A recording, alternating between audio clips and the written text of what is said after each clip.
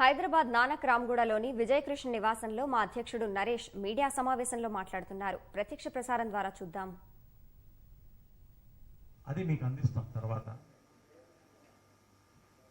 అలా మాట్లాడటం అనేది ఒక సంస్థని కించపరచడం అనేది మీరు పోటీ చేయొచ్చు, ఎవరు కాదనలేదు. లోకల్ నాన్ లోకల్ మీరు అంటున్నారు, మేము అనలేదు. మేము అసలు అనం. లోకలా నాన్ లోకలా, ఎంత డిసిప్లిన్ ఉంది, ఎవరికి ఎంతమంది సహకరించారు, మాకు ఎంతకాలం ఎవరున్నారు, అసలు ఓటేయడానికి ఎప్పుడన్నా వచ్చారా, జనరల్ బాడీ ఎప్పుడన్నా ఒక 30 జనరల్ బాడీలో ఒక్కడానికి వచ్చారా, ఇవన్నీ వాడు నిర్ణయించుకోవాలి. నేనేం మాట్లాడలేదు, అందరూ కలిసే పనిచేస్తాం. ఇప్పుడు కూడా ఎలక్షన్స్ యునానిమస్ కావాలని మేము కోరుకుంటున్నాం. కానీ ఇది ఫస్ట్ డాక్యుమెంట్ ప్రకాష్ రాజ్ గారు మా ఆఫీస్ పంపించారు. We are all aware that the term of the present elected MA committee for the period of 2019-21 has ended. ఎప్పుడు పంపించారంటే 9th April, Friday 9th April. చూసుకోండి మీరు ఎంత అడ్వాన్స్లో పంపించారు. To intent hold elections as the EC meeting has the EC meeting been called to decide the election process. Why is the general body not yet held yet? I request you to please address this apprehensions. భయపడుతున్నా దానికి మా నుంచి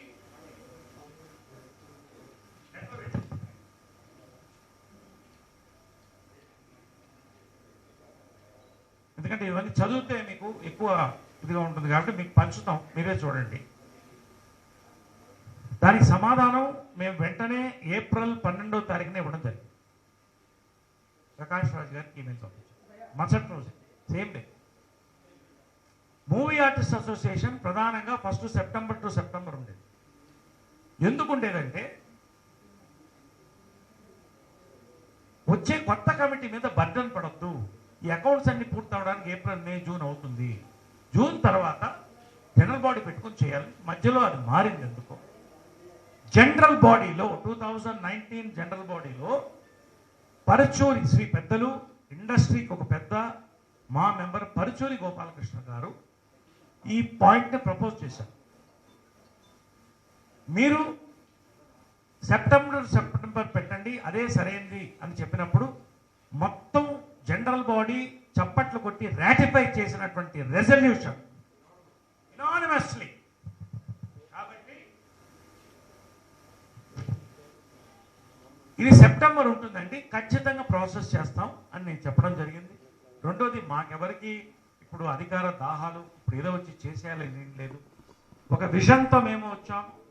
ఇండస్ట్రీలో పుట్టి పెరిగి ఆర్టిస్టుల మధ్యన ఉన్నాం కాబట్టి ఇక్కడ హైదరాబాదులో మాకు తెలుసు రెంటెడ్ హౌస్ లేకుండా ఎంతమంది ఉన్నారు ఏంటి అనేది.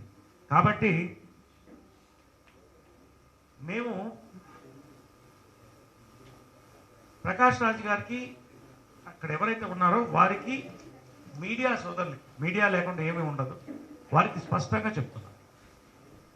మన మెంబర్స్ అందరికీ 900 మెంబర్స్కి, కుటుంబం 900 మెంబర్స్. మొన్న ప్రకాష్ రాజ్ గారు షాక్ అయ్యారు, 500 మెంబర్స్ అన్నారు, మళ్ళీ ఓటర్స్ అన్నారు, కన్ఫ్యూషన్లో. 27 మంది సభ్యులు అన్నాడు ఎగ్జిక్యూటివ్, 26 మందే ఉన్నారు. There is no data.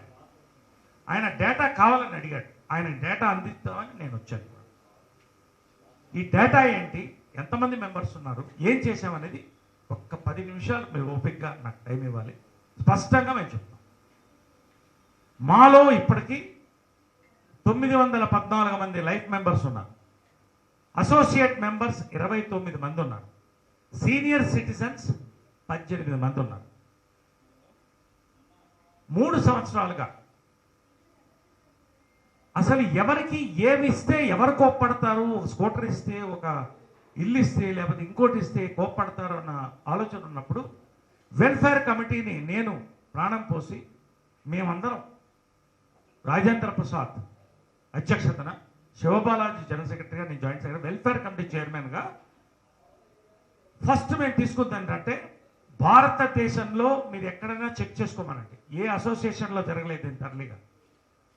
ఈ యొక్క 700 మంది పై సభ్యులు ఇంటికి వెళ్ళి, మేము వెళ్ళి ఇంటికి వెళ్ళి వాళ్ళ బ్యాంక్ అకౌంట్ల నుంచి వాళ్ళ సమస్యల గురించి వాళ్ళ పరిష్కారం, దానికి ఏం పరిష్కారం కూడా తీసుకొని ఐఏఎస్ ఆఫీసర్లు కూర్చోపెట్టి 6 నెలలు కష్టపడితే ఎవరు రెడ్లో ఉన్నారు, ఎవరు గ్రీన్లో ఉన్నారు, ఎవరు ఎల్లోలో ఉన్నారు, దీన్ని బట్టి ఇవాళ జరుగుతుంది. సో డేటా ఎప్పుడే ఇచ్చేసాం.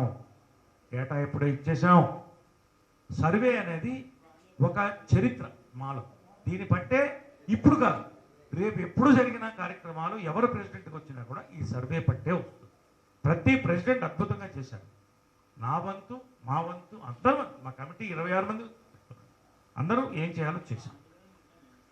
అయితే లైఫ్ ఇన్సూరెన్స్, ఒక మనిషి చచ్చిపోయినప్పుడు ఒక ఆర్టిస్టు 10,000 పంపించండి దహనానికి లేదన్న ఫోన్లు నాకు చాలా వచ్చాయి. మేము వచ్చిన తర్వాత లైఫ్ ఇన్సూరెన్స్ ఫస్ట్ టైం 728 పీపుల్కి లైఫ్ ఇన్సూరెన్స్ చేశాం. 728 people noted.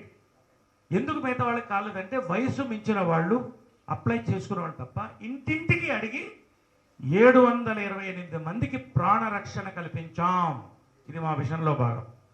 Up to 70 years అయితే ఎల్ఐసిని రిక్వెస్ట్ చేసి 78 ఇయర్స్ వరకు కూడా పెంచి పెద్దలకు కూడా, ఎందుకంటే వాళ్ళ కుటుంబాలు సఫర్ అవ్వకూడదని ఈ లైఫ్ ఇన్సూరెన్స్ చేశాం. ఇందులో ఈ కుటుంబాలు చాలామంది కూడా లైఫ్ ఇన్సూరెన్స్ని 3 లక్షల రూపాయలు లైఫ్ ఇన్సూరెన్స్ చనిపోయిన వ్యక్తి చనిపోయిన వెంటనే విత్ ఇన్ 48 అవర్స్ 24 అవర్స్ ముందు చెక్ రిలీజ్, తర్వాత మేము లైఫ్ ఇన్సూరెన్స్ తీసుకున్నాం. గుండు హనుమంతరావు గారు ఫ్యామిలీకి చెందింది, దేవదాస్ కనకాల గారి ఫ్యామిలీకి చెందింది, వేణుమాధవ్ ఫ్యామిలీకి వెళ్ళింది, గీతాంజలి గారి ఫ్యామిలీకి వెళ్ళింది, జయప్రకాష్ రెడ్డి గారి ఫ్యామిలీకి వెళ్ళింది, నర్సింగ్ యాదవ్ ఫ్యామిలీకి వెళ్ళింది, రాళ్లపల్లి గారి ఫ్యామిలీకి వెళ్ళింది, టిఎన్ఆర్ ఫ్యామిలీకి వెళ్ళింది, ఇంకా చాలా మందికి వెళ్ళింది. 16 మందికి మేము 48 లక్షల రూపాయలు, అంటే దాదాపు 50 లక్షల రూపాయలు అత్యధిక క్లిష్ట పరిస్థితుల్లో వారికి మేము అందించాం. ఎందుకంటే ప్రాణరక్షణ, ఆర్టిస్ట్ చచ్చిపోయినప్పుడు సినిమాలు ఉండవు కాబట్టి వాళ్ళకి ఈ రక్షణ అనేది ఒక కవచం ఆ కుటుంబానికి, ఎందుకంటే వాళ్ళు అతన్ని ప్రోత్సహించారు కాబట్టి. ఎస్. Next medical insurance. ఈ రోజుల్లో కరోనాలో చూస్తున్నారు, ఒక హాస్పిటల్కి వెళితే 10 లక్షల రూపాయలు, 20 లక్షల రూపాయలు ఎక్కడి నుంచి తీసుకొచ్చి పెడతాం, ఎవరి నుంచి ఇస్తాం? 314 మెంబర్స్కి అడిగిన వాళ్ళకి మా ఇన్సూరెన్స్ చేసింది. ఫస్ట్ టైం చరిత్రలో నేను చెప్తాను. అంటే 314 సభ్యులంటే 617 ఫ్యామిలీ మెంబర్స్ మొత్తం కలిపితే 931 ప్రాణాలకి మేము మెడికల్ రక్షణ ఇచ్చాం. ఇది విషయం కాదా? ఇది మా చరిత్రలో హిస్టరీ. అందరు ప్రెసిడెంట్లు వాళ్ళ వంతు వాళ్ళు చేసుకుంటూ వచ్చారు. మా చరిత్రలో చెప్పమనండి, ఇంతమందికి ఎప్పుడన్నా ఇన్సూరెన్స్ అయిందా చెప్పమనండి. ఎందుకంటే కరోనాలో ఫుడ్కి డబ్బులు లేకుండా పరిస్థితుల్లో ఇది ఇచ్చాం. తర్వాత 96 లక్షలకి ఈ మా మెంబర్స్ దీన్ని వాడుకున్నారు. కరోనాలో పెన్షన్స్ 1000 రూపాయలు ఉన్న పెన్షన్ని ఈ టర్మ్లో 6,000 చేశాం. 3,000 చేసి 6,000 చేశాం. 214 ఎవరి టైం కానివ్వండి, మొత్తం 5 మందికి మెంబర్స్కి నామినల్గా 1000 రూపీస్ వెళ్ళేది. మేము ఇప్పుడు 33 మందికి 1,86,000 ప్రతి నెల పెన్షన్లకు ఇస్తున్నాం. ఇది మాకొచ్చే ఫిక్స్డ్ డిపాజిట్ మీద ఇంట్రెస్ట్లో ఇస్తున్నాం. ఇప్పుడు అంటే 800% పెన్షన్లు పెంచాం. పొట్టి వీరయ్య గారు చనిపోతే ఆమె కూతురు ప్రాధాయపడితే ఆయన పెన్షన్ని పొట్టి వీరయ్య కూతురికి ట్రాన్స్ఫర్ చేశాం ఫిజికలీ ఛాలెంజ్డ్ కింద. ఇవన్నీ కూడా సమయం ఇచ్చి అందరినీ కలుపుకుని అందరూ అందుబాటులో ఉండి ఎవరికి కావాల్సింది వాళ్ళకి చేస్తూనే వస్తున్నాం. మెంబర్షిప్ 1,00,000 చాలా ఎక్కువ ఉందండి అని చాలామంది యువత is the future, youth is the future of మా యువత రావాలి. మహిళలు కానివ్వండి, పురుషులు కానివ్వండి, యువత రావాలని మేము కోరుకుంటున్నాం. ఫస్ట్ టైం చరిత్రలో కమిటీ ఆమోదం తీసుకొని ₹1,00,000 నుంచి 90,000 10,000 తగ్గించి 90,000కి ఇచ్చాం మెంబర్షిప్. అంతేకాదు యంగ్స్టర్స్ న్యూ కమర్స్కి ఈజీగా ఉండాలని ₹1,00,000 4 విడతలుగా తీసుకొని 1 సంవత్సరంలో కట్టండి లేదా 1.5 సంవత్సరంలో కట్టండి అని ఇన్స్టాల్మెంట్లో ఇచ్చాం. 87 మెంబర్స్ ఇప్పటికి చేరారు. 82 lakhs మాకు జమ అయింది. మరి మా కమిటీ సరిగ్గా పనిచేయకపోతే, పనులు జరగకపోతే, మా మీద నమ్మకం లేకపోతే, మా మసక పారి ఉంటే 87 మంది కరోనాలో చేరతారా అండి? నేను అడుగుతున్నా. Income tax refund, first time income tax refund మా ఆడిటర్ గారికి థ్యాంక్స్ చెప్తున్నాం. ఈ సంవత్సరం 11,32,467 మాకు రీఫండ్ వచ్చింది. ఇది హైయెస్ట్ ఇన్ ద మా హిస్టరీ ఆఫ్ 26 years. ఇది హైయెస్ట్ అమౌంట్. అందరి కమిటీ యొక్క కృషి, మా ఆడిటర్ గారి కృషి. కళ్యాణ లక్ష్మి పెళ్లికి కావాలన్నప్పుడు నాకు తెలుసు, నన్ను అడుగుతారు చాలా మంది, ఏమన్నా 20,000 30,000 చదువుతారా? అలా ఉండకూడదని కళ్యాణ లక్ష్మి లాస్ట్ టైం శివాజీ రాజా ఉన్నప్పుడే మేము ప్లాన్ చేసాం. ఈసారి మొదటి కళ్యాణ లక్ష్మిది ₹1,16,000 పద్మా జయంతి గారికి శ్రీ కృష్ణరాజు గారు, శ్యామలా కృష్ణరాజు గారు ఇచ్చినటువంటి అమౌంట్తో ఫస్ట్ ప్రారంభించాం పిల్లల పెళ్లిళ్ళ కోసం. ఇది విజన్ కాదా? తర్వాత మాకు అప్లికేషన్స్ ఏం రాలేదు, ఎవరికి వచ్చినా చేస్తాం. తర్వాత ద్విచక్ర వాహనాలు 77,000 చొప్పున ముగ్గురికి పంచాం. 2,31,000 అయింది. ఎందుకంటే ఆర్టిస్టులు బస్సుల్లో పోవడం కష్టం, వాళ్ళకి ద్విచక్ర వాహనాలు ఉంటే ప్రజల్లో కంఫర్టబుల్గా వెళ్ళగలుగుతారని పంచాం. ఇది స్పాన్సర్షిప్ నుంచి పంచాం, మా బడ్జెట్లోంచి మేము తీయలేదు. మెయిన్గా మేము సర్వే చేసినప్పుడు,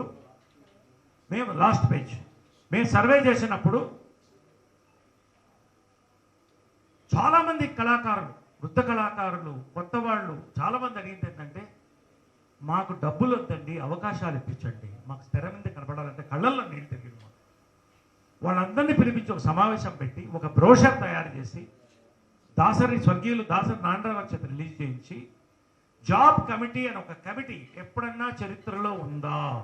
ఫస్ట్ టైం పెట్టి గౌతమ్ రాజు గారు, వీళ్ళందరూ లక్ష్మీకాంతరావు గారు మా ఎక్స్-అఫీషియో మెంబర్, వీళ్ళందరినీ పెట్టి వాళ్ళ పెట్రోల్ వేసుకుని వాళ్ళు తిరిగి దాదాపుగా 35 మెంబర్స్, చాలామంది పెద్దవాళ్ళు, వీళ్ళందరికీ అవకాశాలు వచ్చినాయి. ఈసారి కూడా జీవిత రాజశేఖర్ గారు ప్రారంభించింది. వెళ్ళాం, బ్రోషర్స్ తీసుకుని డైరెక్టర్స్ అసోసియేషన్, ప్రొడ్యూసర్స్ అసోసియేషన్ కలిసాం, ప్రొడ్యూసర్స్ కౌన్సిల్, రైటర్స్ కౌన్సిల్. కానీ దురదృష్టవశాత్తు కరోనా వచ్చి ఆగిపోవడం జరిగింది. జాబ్ కమిటీ ఎప్పుడూ లేదు, మేము పెట్టింది, మేము నడిపాము. తర్వాత 25 సంవత్సరాలు ఇందాక చెప్పినట్టు ఒక యాంథమ్ని తయారు చేసి ఒక యాంథమ్ని విడుదల చేస్తే శభాష్ అన్నారు అందరూ కూడా. అందరూ ఆ యాంథమ్కి సల్యూట్ చేశారు. ఇది రాటిఫై చేశాం జనరల్ బాడీలో. తర్వాత నేను చెప్పుకోవడానికో పొగడటానికో కాదు, కానీ నా కమిట్మెంట్, మా ఫ్యామిలీ కమిట్మెంట్ కూడా నేను చెప్పాలి. కరోనా టైంలో కూడా ఏ ప్రోగ్రాం లేనప్పటికీ మా విన్నపం మేరకు 30 లక్షల రూపాయలు విరాళం వచ్చింది. 30 లక్షల రూపాయలు అంటే మెంబర్షిప్ ఇవ్వగలిగితే ₹1,00,00,000 దాటి 30 లక్షల రూపాయల విరాళంలో జీవిత రాజశేఖర్ గారు వాళ్ళ సినిమాలు, వాళ్ళ ఇబ్బందులు ఉన్నా కూడా 10 లక్షల రూపాయలు మనస్ఫూర్తిగా వెళ్ళొచ్చారు. వాళ్ళని అభినందిస్తున్నారు. తర్వాత 15 ఫస్ట్ లాక్డౌన్లో ఆకలి అన్నం లేనని పరిస్థితిలో చాలామంది ఫోన్లు వచ్చినప్పుడు నేను అందరితో ఒక మెసేజ్ పెట్టి పర్సనల్గా నేను లాక్డౌన్లో నాకు సినిమాలు లేవు but I'm very happy well of 900 మందికి మెసేజ్ పెట్టాను. మీకేమన్నా కావాలంటే నన్ను అడగండి, మీ బ్యాంక్ అకౌంట్లోకి వేస్తాను 10,000 వెంటనే అంటే 150 మంది అప్లై చేసుకున్నారు, 130 మంది అప్లై చేసుకున్నారు.